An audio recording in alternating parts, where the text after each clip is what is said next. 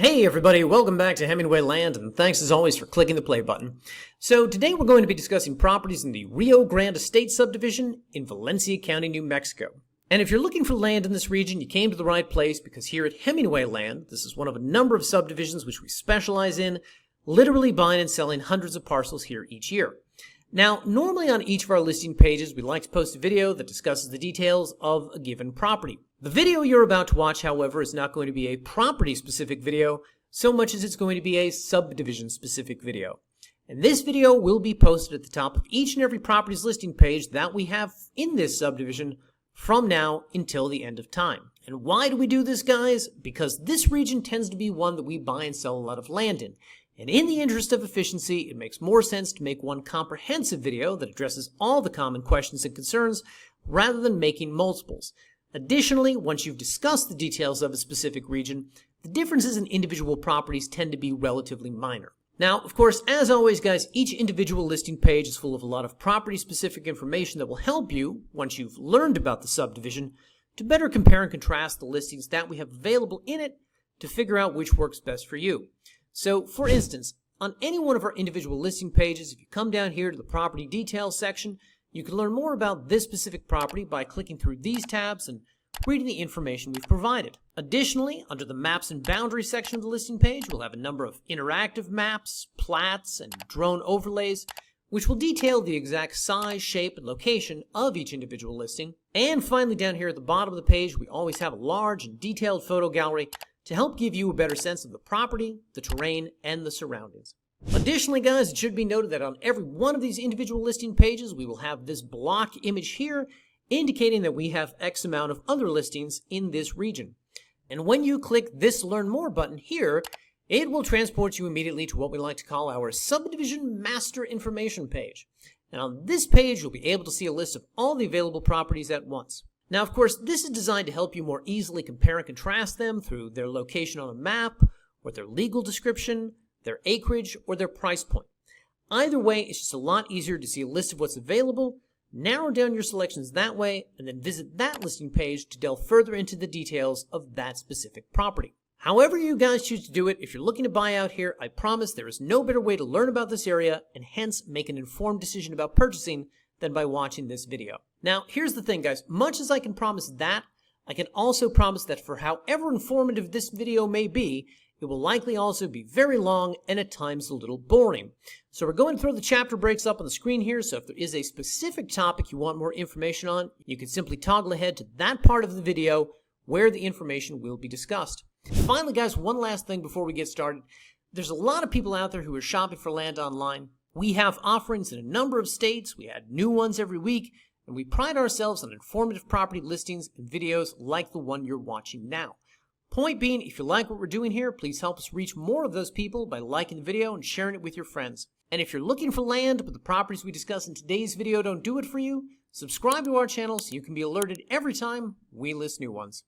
Now, with all of that said, let's get to our discussion of Rio Grande Estates. Alright people, so first off, the Rio Grande Estate subdivision is located in Valencia County in the central part of New Mexico. It sits sandwiched between the I-25 and the Rio Grande in the west and the Manzano Mountains in the east, and occupies all of the land you see outlined here, continuing as far south as the Socorro County line. Now, of course, this subdivision covers so much land from north to south that it sits east of both Los Lunas up here, as well as Belen down here. And because of this, the subdivision also sits in close proximity to some big box stores in both towns, such as Walmart and Home Depot, as well as grocery stores, pharmacies, restaurants, schools, churches, and all the essentials that make up your average small town. Now, Valencia County has a population of about 78,000, but it is one of the faster growing regions in the state, specifically because it sits just south of the largest city in the state, namely Albuquerque. And this is important to know for a couple of reasons. So, first off, being within a roughly 30-minute car ride from a major metropolitan area means that you are never too far from a lot of the bigger attractions, such as shows, concerts, nightlife, sporting events, galleries, restaurants, so on and so forth.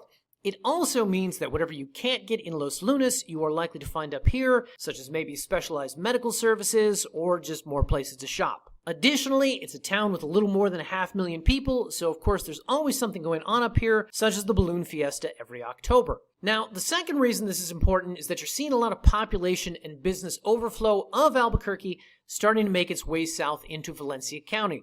That means more businesses are beginning to locate down here, and with them, people either moving here for work or moving here so they can live in a less expensive, what we'll call bedroom community of Albuquerque. Maybe they're getting priced out of that area, maybe they just want to live in a region with a slower pace, maybe they want to own their own land. Whatever the reason, you find more people willing to make that commute who are calling Valencia County home. Now, in addition, guys, it should be noted that if you live here, it also means that you're only about 2 hours north of the largest body of water in the state, namely Elephant Butte Lake, which of course can provide some nice weekend trips for boating, fishing, and general relaxation. That, of course, is located just south of here in nearby Sierra County. Now, if you're watching all this wondering how so much undeveloped land can exist in a region this desirable, that brings us to our next topic, namely the history of this subdivision. So, this subdivision is like a lot of subdivisions you find in New Mexico, which is to say that it was created in and around the same time, which is the early 1960s, when some developer came in, bought up a couple thousand acres of land, and chopped everything up into smaller parcels, which they then went on to resell. And if you're a really rich guy and you have the money and the means to buy up 50,000 acres of land for the purposes of subdividing and reselling, you're going to want to create as many new parcels as possible because it means you will make more money.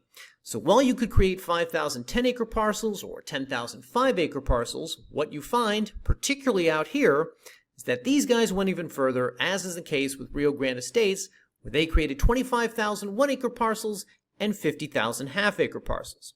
Whatever the case, once you've got a couple thousand new parcels to sell, much less an inventory as big as what they had, it takes an aggressive and concentrated effort for a long time to move that amount of inventory. And that's what these developers spent the better part of the next decade doing. They're sending salespeople out to rent the ballroom at the Ramada in downtown Albany or wherever, and host a presentation about why people should buy some 1 or half-acre chunk of desert outside Albuquerque. And while I was not in the room for any of these presentations, from everything I have heard, a fair amount of hyperbole was used when it came to describing the pace at which the region was expanding and the value the land in this region would have in the immediate future. And if you look at the original deeds for this region, you'll see that a large percentage of these lots were sold to people back east, New York, New Jersey, Connecticut, Florida, or, put another way, places where people wouldn't know any better. They weren't local to the region, they couldn't drive there easily, and so they took the salesman's word that this was going to be a good investment. And to this day, if you do any kind of research, any kind of Googling on this area, you find the term scam thrown around a lot. Technically it wasn't. The people gave them money for a property, the company sold them the property, not a scam. But many felt the development potential of the region had been, we'll say, exaggerated. Okay, now, whatever value the land had when these people bought it in the 60s immediately depreciated once the 70s rolled around, because that's when the powers that be in the state of New Mexico looked around and said, hey, wait a minute, we're a desert state with a finite water supply, and we've got developers turning one residential lot into 100,000 residential lots. We're never going to be able to sustain that. Additionally, because it was a time where more consideration was being given to not just conservation, but to the environment as well, they simultaneously started to say, and even if we could drill 100,000 working water wells next to one another, we need to put some rules in place for how people dispose of waste, otherwise that groundwater is going to become contaminated. So the State Environmental Agency made up a whole bunch of regulations for how waste was to be disposed of on a residential lot, and I will spare you the really long version of this and simplify it down to the conventional wisdom you may have heard elsewhere, which is, in areas without city utilities, such as this one, you need at least 3/4 of an acre of land to build on. You need at least yay amount of distance between your well and your septic, and your neighbor's well and septic, otherwise you can't build. And how did these new regulations impact subdivisions like this? In a word, negatively. So the first effect it had was that it eliminated the ability of most of the landowners to develop their property. You see, because so many of the lots out here were half-acre in size, and the lots were sold at such a premium, very few people bought more than one. And curiously enough, if they did buy more than one, many did not buy them adjacent to one another, and hence they didn't have enough contiguous land to meet that 3/4 acre requirement. The second thing it did was that it retarded any sort of development potential the region had, because now all the utility companies knew no one could build out here, so why should they go and run a bunch of cables, set up poles, power lines, things like that? Additionally, because the county knew it wasn't going to be developed, why should they pave or maintain the roads? You get the point. Now, when you compound all these factors, what it ended up doing was causing a lot of apathy and indifference amongst the next two generations of landowners, which in turn created ownership issues. To explain. So, the people who bought the land in the 60s now don't care about it, which means the ones who bothered to write a will didn't include it in the will. So they died, now there's a dead person on title, which means no one in the family can do anything with the land. They can't develop it, and they can't sell it. Or you've got the people who want to do something with it, but they don't understand the process. Now, the taxes out here are $5 a year per parcel. If their relative owned 1 or 2 or even 10 lots, it's not a big deal to keep paying the taxes. So most people do, even though they don't own the land, can't develop it, and can't sell it. Then you've got the ones who want to do something with the property, who understand they need to probate it and get it in their name, but they don't want to pay a couple $1,000s to an attorney, so they just keep paying the taxes too. And mind you, a lot of these second-generation owners live in another state. It's a lot easier for them to just mail off a check to Valencia County once a year than it is to fly out to New Mexico, hire an attorney, and petition the probate court. And so again, they continue to pay taxes on land they don't own, can't develop, and can't sell. Or you've got the people who know what they have to do and don't even care that much, so they just stop paying the taxes altogether, assuming the state will eventually take the land back and resell it at auction. In most cases, however, because the taxes are so small, it costs the state more to initiate some sort of foreclosure proceeding than the amount they would recoup in outstanding taxes. And thus, the state doesn't do anything with it either. And all of that is the reason, to answer our question from earlier, as to how this much undeveloped land can exist in a region this desirable. So, after everything I've just discussed, the question becomes, why buy land in this region? If these weren't worth buying in the 70s, why are they worth buying now? Well, here's the thing, guys. 50 years ago, the population of Albuquerque was 315,000. Today, it's 672,000. The population of Valencia County at that time was 20,000, and today it's 78,000. While a lot has changed in the last half century, and population growth has caught up to this region, and it is no longer the middle of nowhere as it was back then, Rio Grande Estates, by nature of its location in the southern part of the county, still remains the subdivision furthest from development, and the one that's been affected least by growth. And while the area is getting built up more and more each year, for the most part, property values are not accelerating so rapidly as to be unaffordable as they may be in other locations. And because of this, the region tends to attract 3 types of buyers who find it advantageous to purchase out here. Now, the first type of buyer is the investor. So, if we go to the map, we'll see there's all this encroaching development here along the western and northwestern ends of the sub. There's homes here, there's businesses here, and there's schools here. Now, mind you guys, there are other residential areas north of here that are getting built up first. Areas like Rio del Oro, which we also buy and sell in, has seen a lot of competition among investors and developers to capture and recombine as many adjacent lots as possible. That, however, is a lot harder to do in the regions north of here because those areas were subdivided into parcels with an even smaller average lot size, quarter acres and half acres at most. And that means when you combine that competition with the already difficult task of accumulating 1 whole acre of land, prices there are higher. Rio Grande Estates, however, tends to benefit from its larger parcel sizes and location, which makes the average property here less expensive on a price per acre basis. And this has caused a lot of investors exercising what we'll call a very patient buy and hold strategy to focus on buying down here instead for the time when this area sees the same growth as the neighborhoods to its north. Okay, but maybe you don't want to buy land purely for investment purposes. Maybe you don't care about that at all. If that's the case, you're likely the second type of buyer we find in this region, which is those who are looking for rural land they can develop. Now, this type of buyer tends to fit a certain profile of lives nearby, usually Albuquerque, is tired of paying rent or wants something they can own, particularly something larger than what they currently live in, works from home most days anyway, and wants to have more space to develop a larger lifestyle or just because they want more privacy from neighbors. Those types of people tend to like this region because it is so close to the major metro area, but also because land here is still very affordable by nature of the fact that so much of it is half-acre parcels that can't be developed. Now, fortunately for those people, we here at Hemingway Land understand the restrictions on building out here and have focused on buying and recombining adjacent parcels to be able to offer our customers enough land by which they can comfortably be able to develop their dream property.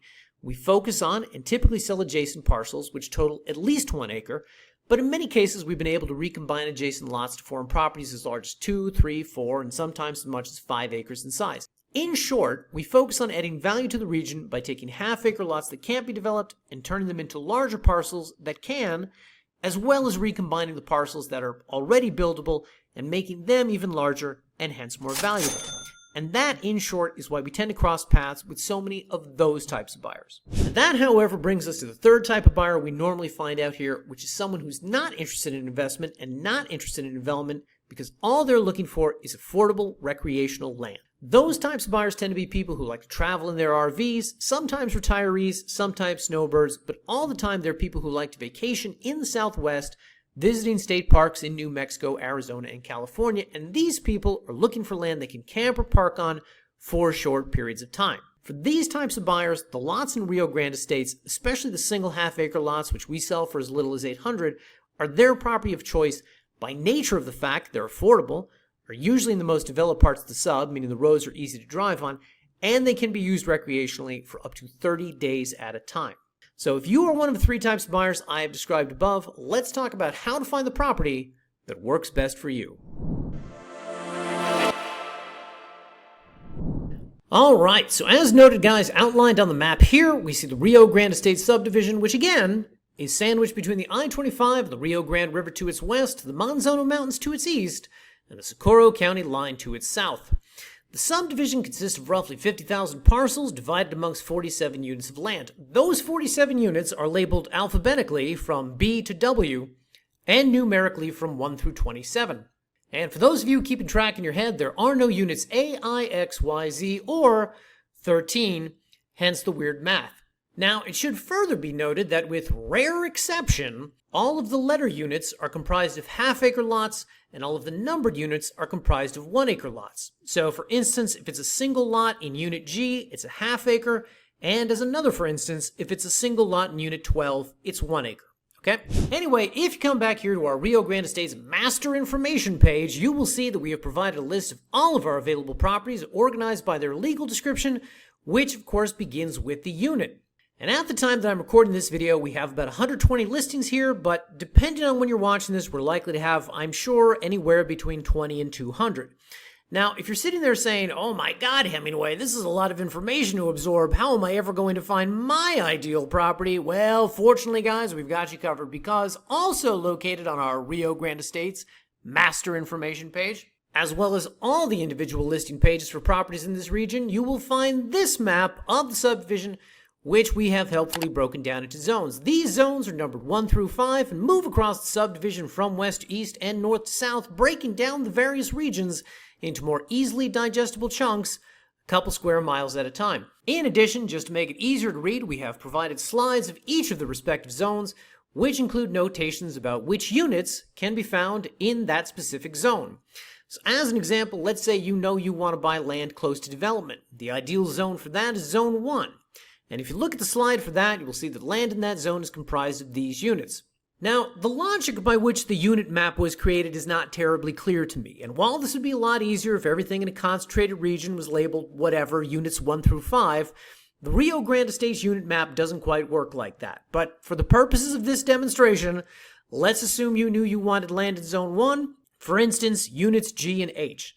So now, when you come back up here on the master list of properties, you know exactly where to look by scrolling down to the inventory we have in those respective units. Then you can click on this View on Map button here to see where each of these individual listings is located. And of course, once you find the one you think might work best, simply go over here and click on that Learn More button, and you'll be taken to that property's listing page where you can learn more about that specific chunk of land. See how easy we make this, guys? Alright, now a couple things I want to note here. First off, absent some formal address like 123 Main Street, unit, block, and lot are the official ways of identifying vacant land, and they're how someone in the county government would do it. This zone map, however, is entirely our own creation, simply meant to better help you with your search for land. Point being, if you call the assessor and start referring to Zone 1, Zone 2, they'll have no clue what you're talking about, okay? That's number one. Number two, this zone map can be very helpful in narrowing down which properties might fit what you're looking for. So, for instance, as I just said, Zone 1 is closest to homes, schools, and churches, and thus might be best for investment purposes or finding land which might reasonably be in the path of development or even utility expansion. While not as close to Los Lunas, the same could be said about Zone 5, which borders the developed regions south of Berlin and features a good amount of residential, agricultural, and even industrial expansion along its northern and western boundaries. Zones 2 and 4 are in the middle of the subdivision, are more removed, less developed, and have no utilities, but might be good for buyers looking for more privacy while still being close enough to make easy trips into town. And Zone 3 is really for those who want to be closer to the mountains and want maximum privacy. For those of you who want to see no one, Zone 3 is the zone for you. Now, while the master list may be good for narrowing down the property's location by zone, maybe you don't care about zones. Maybe you're not interested in location. Maybe you're an investor who's buying up all the lots you can find in one very specific block. Well, fortunately for you, this list is arranged by legal description, so you can search it that way by referring to these columns here. Or maybe you're more interested in the property's size. You're buying the land to build, and you want to find every listing that's at least 3 acres in size. Fortunately for you, you can search the properties based on size by referring to the acres column here. Or if you've got a budget in mind and you know you don't want to spend more than X, you can search on the property's price by referring to the price column here. Finally, guys, we've got one last thing here I want to show you to help you in your search for the ideal property, and it's this button up here marked Full Listing Details. If you click on this, it's going to bring up a Google Sheet in a new window. And while this sheet has a lot of the same information you would have seen presented on the property list, it also has some additional columns, including zone, plat map, notations about the property, specifically road conditions and power, what kind of financing is offered, as well as links you can click to either go to that property's listing page or purchase it outright. Now, of course, all this information can be found on the individual listing pages, but this is just an easier way to review multiple listings at once. Additionally, guys, unlike the property list, which only includes the properties currently in inventory, this sheet will also feature all the properties we have ever sold in this region, with the ones in blue being the ones sold in the past, and the ones in white currently available. Okay, so now that you have found your ideal property, let's talk about the next thing you need to know when it comes to using and developing the land, namely access, utilities, and zoning. So first off, if we go back to the map here for a second, you've got a couple of arterials that cut through Rio Grande Estates from north to south and east to west. The primary one is the 47, also known as Rio Communities Boulevard, located in the west. You've got a road known as Military Highway, located over here in the east, and circling throughout the entire subdivision, you've got the Navajo Loop. Now, in the southern portion of the sub, down here, you've got Turbine Road, which branches off the 47, and leading down to Socorro County, you've got Escobar Place. All of these are what we will call primary roads, meaning that they're paved, county maintained, well labeled with signs and directionals, and they can be safely driven in any vehicle type. And these roads will get you about 90% of the way to any property you buy in this region. The secondary roads out here, however, are the opposite. They are not paved, they are not regularly maintained, and they are not labeled. Additionally, their quality and condition varies greatly. Some will look like this, some like this, and others like this, meaning you could be standing on them and you wouldn't even know it's supposed to be a road. Now, while this is not ideal, there are two things working in your favor here. The first is that the terrain and the climate out here are such that even if something is overgrown and it's 100 yards off the main road, it's still pretty easy to get to in a larger truck. Additionally, if you are someone looking to develop the land, if you've got a building permit and you're a tax-paying landowner and you call and ask the county to come out and blade a road, they're usually pretty good about that. We've sold enough properties in regions like this, and I've heard enough stories from our buyers to know that that sort of thing is fairly easy to get done. Alright, so now let's talk about utilities. So, as noted earlier, there was never a huge push to extend residential power lines and underground telecom throughout this area. Most of the properties we buy out here don't have them or have them anywhere close. So if you are looking to develop the land and use it either seasonally or year-round, in all likelihood you are going to need to research alternatives such as solar panels. Now, it should be noted that if you're looking for property close to utilities, you'll want to look in Zone 1. Zone 1 will have more developed home sites, and it's within this zone that our listings are more likely to feature residential power lines as well as some cable boxes. Now, there will be properties in the western ends of Zone 2 and 4 that sit along the 47, and properties along the western end of Zone 5 which sit close to development as well, but they are the exception within those areas. Mind you guys, if you want to check to see which ones do, you can always come to the individual listing pages and click on the Access and Utilities tab, where we will always make notations about the proximity of utilities, if any, or you can go back to that spreadsheet I showed you earlier, which includes the column here marked Power, And if you scroll down, you can quickly see which listings will either have it or be close enough to it. And in case it needs to be said, guys, any property you buy in this region, whether it's Zone 1, Zone 5, or anywhere in between, there are no city water lines and you will need to drill a well. What's the average drill depth out here? What will that cost? These are things we cannot provide exact answers to, and as with all of our listings, we recommend you contact well drillers local to the region, as they will know far more about this topic than we do.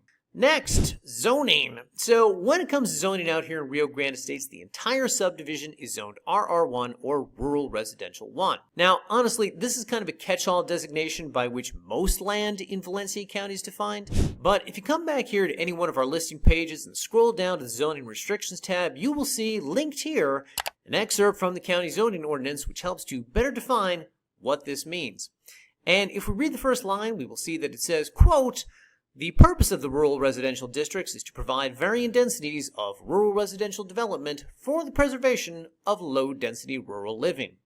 Now, of course, that's a little broad, but it further goes on to say that, quote, "The RR districts are intended to accommodate rural residential development at an anticipated magnitude or density level that does not require more than a very basic level of services, such as single local road access, individual domestic wells, and septic tank sewage disposal systems." Now, you can continue to read the rest of the PDF if you like, but I will give you the Cliff Notes version here. What's acceptable to build in this region? Single-family homes, mobile homes with a permanent foundation, modular homes, and small family farms. And if you're looking to build any sort of quote-unquote unconventional structure, it will depend on whether or not that structure can be built to conform to state and county building codes. And in my observation, that's not normally the case with yurts or earthships, but it usually works for shipping container homes, geodesic domes, A-frames, and barn dominiums. And while the Valencia County zoning ordinance doesn't stipulate a minimum square footage requirement, it has been my observation that anything under roughly 600 to 800 square feet probably wouldn't be permitted, as that tends to be the typical cutoff in most counties.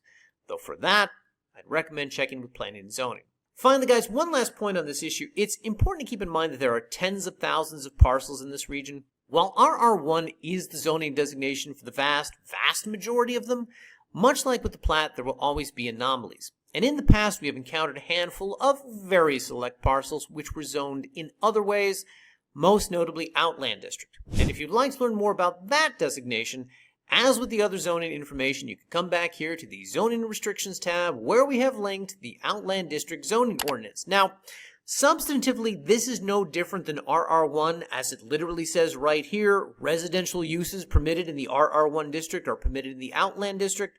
Nonetheless, I felt it important to disclose this, as I have received some pushback on this difference in the past. Moving on, HOAs. Rio Grande Estates doesn't have any. In addition, there are no annual dues associated with land ownership out here, so aside from the annual taxes of $5 per parcel, which you have to pay to the county, there will be no additional dues or fees. Furthermore, when this subdivision was first created, there were no covenants or restrictions recorded with the county, meaning the only rules for using and developing the land will be the ones defined by the zoning department. Next up, time limits on building. So this is a topic that confuses a lot of people, so let me simplify it this way. If you buy a property, you are under no obligation to develop it. Leave it as a patch of dirt for the next 100 years, no one will ever say a thing. The minute you decide to build, however, and you get a building permit and you stick a shovel in the ground, that's when the clock starts. What's the time on the clock? Usually around 12 months. That said, guys, there's always extensions on these sorts of things. The important thing to understand about this concept, however, is simply that no one wants to see a half-built structure in their community dragging down property values for 5 years while the owner takes his sweet loving time finishing it. Finally, guys, for those of you buying land for recreational purposes, you should know that Valencia County allows for RVing and camping for 30 days in a calendar year or up to 12 months with a building permit. Additionally, RVs can only be used recreationally and cannot be used as a permanent dwelling. Alright people, so if you would like to purchase one of these properties, you could do it one of 3 ways I will detail here. Before I get to that, however, guys, let me just quickly say, if you thought this video was long before, me detailing the purchasing process while attempting to address all the common questions and all the common concerns here would only double the runtime. So I'm going to go through this quickly, and I'm going to advise you that if I go too fast, if there's anything here that doesn't make sense to you, if there is any aspect of this process that is unclear, that you would like to learn more about and understand better, we have very helpfully included on our site pages, guys, such as the ambiguously titled How It Works, Buying From Us, which will go into far greater detail than I will be able to provide here about these three purchasing processes. Okay? Whatever the case, whichever one of these three you choose, it all begins here at the Buy Now button found at the top of each and every one of our listing pages. So let me run through this quickly, guys. The first way to purchase a property is what we like to call the website close, where you pay the entire cost of the land directly to our company. Now, depending on how much the property costs, that will take one of two forms. So for properties under $5,000, such as this one, you click the Buy Now button here, fill out all of your information as well as the information for the deed, pay the full purchase price with a credit or debit card, and within 24 hours, we will send you an email with documentation to read.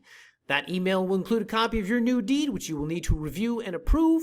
And once that's done, we mail the deed off to the county records it, and congratulations, the property is officially yours. And yes, it's really that easy. Now, for properties over $5,000, such as this one, the process is almost exactly the same, except for a checkout, we only ask for $500 instead of the total amount. And why do we do this, guys? Well, since most people can't charge more than $5,000 on their credit card at once, this allows all of our buyers the ability to at least initiate the transaction without having to get us on the phone. So for instance, if you have a card with a daily charging limit of $1,000 and you want to buy this property here, that's fine. We could do $1,000 a day for 6 days or whatever specific math makes sense for your situation. However you choose to do it, the process works out the same way, which is that once you pay the remaining balance and approve the deed, we mail it off to the county records it, and once again, congratulations, the property is officially yours. That brings us to the second process by which you can purchase a property from us, and that is buying on terms or paying a smaller down payment and then subsequent monthly payments and paying down the remaining balance slowly over time. To take advantage of that option, simply click the second Buy Now button you see on the listing page, and you will be shown whatever the specific terms are for that property. So for instance here, instead of paying the entire $3,200 at once, this allows for $800 down and $150 a month for 24 months. Additionally, guys, as you can see on this specific property, we allow 90 days same as cash, meaning that whether you pay the whole thing on day 1 or day 90, you are only paying $3,200 total. Now, of course, keep in mind, guys, this particular breakdown is for this one sample property I'm showing you here in the video. Terms will obviously be different depending on the property. That said, all of the terms contracts we provide our buyers have, and this is important to note, guys, only prepayment incentives and no prepayment penalties. Additionally, because we're talking about contracts, it's important to mention one aspect of how we like to do business here at Hemingway Land, which is that anytime you're going to be asked to sign a contract, such as in this case, a land contract, we always provide a sample copy at checkout. That way you know exactly what you will be asked to sign before you give us even $1. Finally, guys, it's important to note that for those of you who are skeptical about buying land online and giving thousands of dollars to strangers over the internet, we completely understand. Fortunately for you, we have a third method by which you can purchase property, which is a title escrow close. And the way this one works is you pay the entire cost of the land, but you pay it to a title company. So again, you come here, you place a $500 non-refundable deposit at checkout, we get you a different set of documentation, again, within 24 hours. This includes a contract, which again, you can review here. You sign it, we submit it to the title company, and they do the rest. And then, at close of escrow, they request the remaining balance on the property, and you pay them instead of strangers on the internet. And only once our company has deeded the property into your name, will the title company release your money to us. Now, people, let me just briefly pause to say this. If you have never purchased property before, if you are not familiar with what a title company does, let me make it real easy on you. Title company is a third-party intermediary that handles both the conveyance of the property and the disbursement of funds. And let me go one step further and make it even simpler. A title company is a business whose whole job in life is to prevent fraud in real estate transactions. So if you are skeptical about buying land on the internet, and again, we completely understand, this is the option for you. Now, it should be noted, guys, for properties like these, most of which we sell for under $5,000, we don't encounter a lot of buyers who want or care about title insurance. If you are one of them, however, that's fine. We'll gladly close through title on any property on our site. And we particularly recommend it for one such as this, priced north of $10,000. And of course, guys, if you have any questions about closing through a title company, you'll be glad to know that much as we have the handy How Buying Works page on our site, we also have the even more handy Title Escrow Facts page, which goes into even greater detail about how that process works. With all that said, guys, if you have any questions we didn't address here, feel free to reach out to us at the contact info you see here on the screen. And if you made it all the way through the video, we appreciate you watching. We hope you found it informative. I'm guessing you did. So please give us a like. And please remember to subscribe to the channel, guys. We debut new listings every week, along with informative property videos like the one you just sat through. So if these listings didn't do it for you, the next ones just might. Thanks as always for watching, everyone. We will see you back here in our next video. Cheers, guys.